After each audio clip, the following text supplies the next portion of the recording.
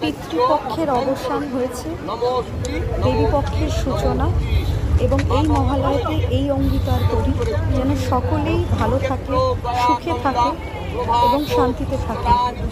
সকল নারীরা যেন সুরক্ষিত থাকে এবং আসন্ন দুর্গাপুজোর জন্য প্রত্যেক মা যেন মঙ্গলময় হোক।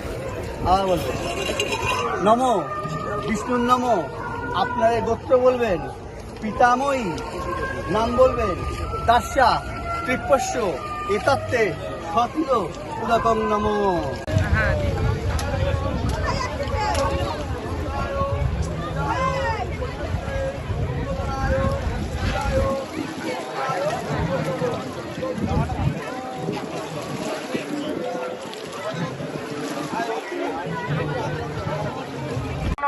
আপনারা দূরে যাবেন না, জলের স্রোত আছে, কাছাকাছি থাকুন।